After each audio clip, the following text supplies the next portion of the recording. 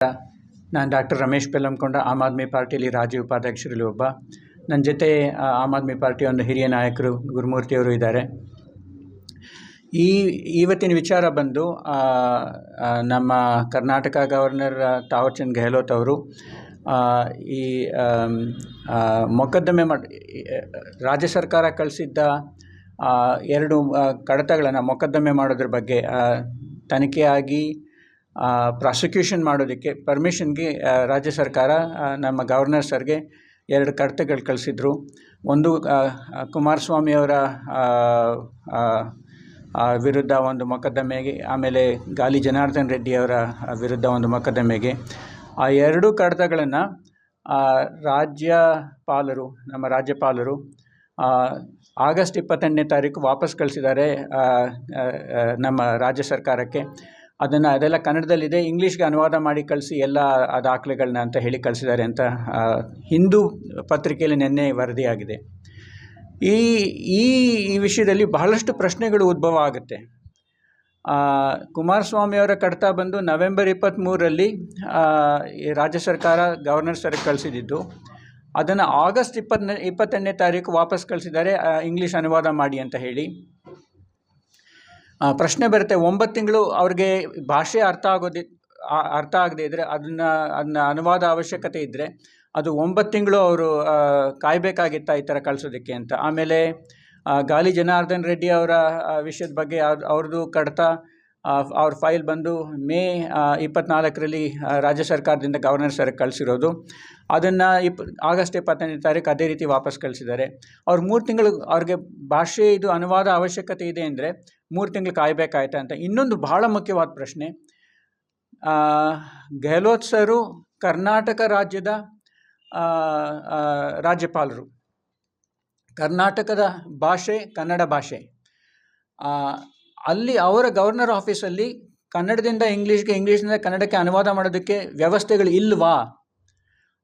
ಅದು ಯಾಕಿಲ್ಲ? ಅವರು ಈ ಗವರ್ನರ್ ಸರ್ ಬಂದು ಇಲ್ಲಿ 3 ವರ್ಷಕ್ಕೂ ಹೆಚ್ಚಾಗಿಂದ ಇಲ್ಲಿ ಗವರ್ನರ್ ಆಗಿದ್ದಾರೆ. ಆಮೇಲೆ ನಮ್ಮ ರಾಜ್ಯದಲ್ಲಿ, ನಮ್ಮ ದೇಶದಲ್ಲಿ ಸುಮಾರು 70 ವರ್ಷಗಳಿಂದ ರಾಜ್ಯಪಾಲರ ನೇಮಕ ಆಗ್ತಾ ಇದೆ. ಅವರು ಕನ್ನಡ ಬರೋರು ಅಲ್ಲದೆ ಇದ್ದರೆ, ಕರ್ನಾಟಕದಿಂದ ಅಲ್ಲದೆ ಇದ್ದರೆ, ಕರ್ನಾಟಕದಲ್ಲಿ ಗವರ್ನರ್ ಆಗಬೇಕಾದ್ರೆ, ಅವ್ರು ಬೇರೆ ಕಡೆಯಿಂದ ಬರಬೇಕಾದ್ರೆ ಅನುವಾದದ ಅವಶ್ಯಕತೆ ಇರುತ್ತೆ. ಇಂಗ್ಲೀಷ್ಗೆ ಕನ್ನಡದಿಂದ ಇಂಗ್ಲೀಷ್ಗೆ, ಇಂಗ್ಲೀಷ್ನಿಂದ ಕನ್ನಡಕ್ಕೆ ಅನುವಾದ ಅವಶ್ಯಕತೆ ಇರುತ್ತೆ. ಅದು ಯಾತಕ ವ್ಯವಸ್ಥೆ ಇರಲಿಲ್ಲ? ಅಥವಾ ಇದ್ದು ಅವ್ರಿಗೆ ಕ್ಷಮತೆ ಇಲ್ವಾ? ಇದು ಬಹಳ ಗಂಭೀರ ಪ್ರಶ್ನೆ. ಕರ್ನಾಟಕ ಜನ, ಕನ್ನಡ ಜನ ಏನಾದರೂ ಅವ್ರಿಗೆ ಸಮಸ್ಯೆಗಳಿದ್ರೆ, ಪ್ರಶ್ನೆಗಳಿದ್ರೆ, ಏನೇ ಒಂದು ಸಂದೇಶ ಕಳಿಸ್ಬೇಕಾದ್ರೆ ಗವರ್ನರ್ಗೆ ಅವ್ರು ಕನ್ನಡದಲ್ಲಿ ಕಳಿಸೋ ಹಂಗಿಲ್ವಾ? ಅದಕ್ಕೆ ಕನ್ನಡದಲ್ಲಿ ಕಳಿಸಿದ್ರೆ ಅವ್ರಿಗೆ ಇಂಗ್ಲೀಷ್ಗೆ ಅನುವಾದ ಬೇಕಾದರೆ ಅದಕ್ಕೆ ಸೂಕ್ತ ವ್ಯವಸ್ಥೆ ಯಾತಕ್ಕೆ ಮಾಡಿಲ್ಲ? ಇದು ಬಹಳ ಗಂಭೀರ ಪ್ರಶ್ನೆ ಇದು. ರಾಜ್ಯಪಾಲರು ಒಂದು ನಮ್ಮ ಸಾಂವಿಧಾನಿಕ ಕಾನ್ಸ್ಟಿಟ್ಯೂಷನಲ್ ಅಥಾರಿಟಿ, ಸಂವಿಧಾನದಲ್ಲಿ ಆಗಿರೋ ಒಂದು ಪದದಲ್ಲಿದ್ದಾರೆ. ಅವರು ಸಂವಿಧಾನದ ಎಲ್ಲ ಪದಾಧಿಕಾರಿಗಳು ಕೂಡ ಜನಸೇವಕರು. ಅವರಿರೋದು ಒಂದೇ ಉದ್ದೇಶಕ್ಕೆ, ಜನರ ಸೇವೆ ಮಾಡೋದಕ್ಕೆ. ಕರ್ನಾಟಕದಲ್ಲಿದ್ದು ಇದು ಮಾಡೋದು ಸರಿಯಾ? ಇದು ತಪ್ಪಲ್ವಾ? ಗವರ್ನರ್ ಸರ್, ಈ ಪ್ರಶ್ನೆಗಳಿಗೆಲ್ಲ ದಯವಿಟ್ಟು ಉತ್ತರ ಕೊಡಿ. ಕರ್ನಾಟಕ ಜನತೆಗೆ ಉತ್ತರ ಕೊಡಿ. ಇದು ಬಹಳ ತಪ್ಪು ನಡೀತಾ ಇದೆ ಅಂತ ಅನಿಸುತ್ತೆ. ಆಮೇಲೆ ಇನ್ನೊಂದು, ನಮ್ಮ ದೇಶದಲ್ಲಿ ಎಲ್ಲೆಡೆ ನಡೀತಾ ಇದೆ, ಇದು ಕೂಡ ಈಗ ನಡೆದಿರೋ ಘಟನೆ ಕೂಡ ಅದೇ ಪ್ರಶ್ನೆ ಉದ್ಭವಿಸುತ್ತೆ. ಏನು, ರಾಜ್ಯಪಾಲರು ಕೇಂದ್ರ ಸರ್ಕಾರದಿಂದ ನಮ್ಮ ರಾಷ್ಟ್ರಾಧ್ಯಕ್ಷರ ಮೂಲಕ ನೇಮಕ ಆಗಿರೋರು. ಅವರು ಪಕ್ಷಪಾತ ರೀತಿ ನಡತೆ ಮಾಡ್ಬೋದಾ? ಇದು ಈಗ ನಡೀತಾ ಇರೋದು ಅದೇ ರೀತಿ ಪಕ್ಷಪಾತದ ನಡತೆನಾ ಅಂತ ಒಂದು ಪ್ರಶ್ನೆ ಬರುತ್ತೆ. ಗಂಭೀರ ಭ್ರಷ್ಟಾಚಾರ ಆರೋಪಗಳಿದ್ದು ಅದಕ್ಕೆ ಪ್ರಾಸಿಕ್ಯೂಷನ್ಗೆ ಅನುಮತಿ ಕೇಳಿದರೆ ಅದನ್ನು ಇಷ್ಟು 9 ತಿಂಗಳು 3 ತಿಂಗಳು ಇಟ್ಕೊಂಡು ಅದ್ರ ಬಗ್ಗೆ ಏನು ಕ್ರಮ ತಗೊಳ್ಳದೆ, ಆಮೇಲೆ ಬೇರೆ ಏನೋ ಒತ್ತಡ ಬಂದಾಗ ಅದನ್ನು ನನಗೆ ಇಂಗ್ಲೀಷಲ್ಲಿ ಕಳಿಸಿ ಅಂತ ಕಳಿಸೋದು ಸರಿಯಾ?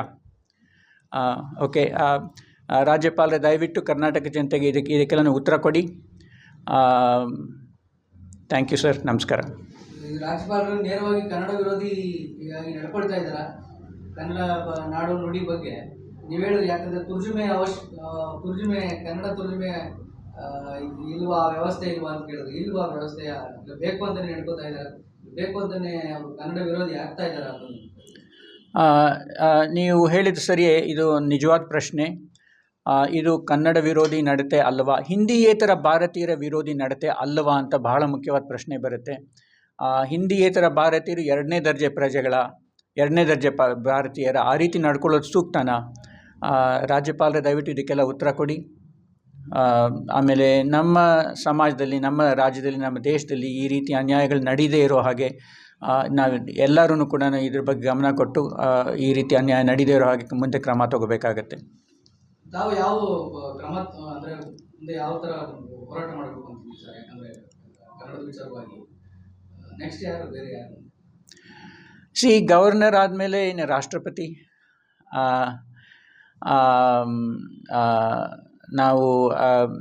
ನಾವು ಗವರ್ನರ್ ಆಫೀಸ್ಗೆ ಕಾಗದ ಬರಿಬೋದು, ಇದು ಮಾಡಿರೋ ತಪ್ಪಲ್ವಾ ಅಂತ ಹೇಳಿ.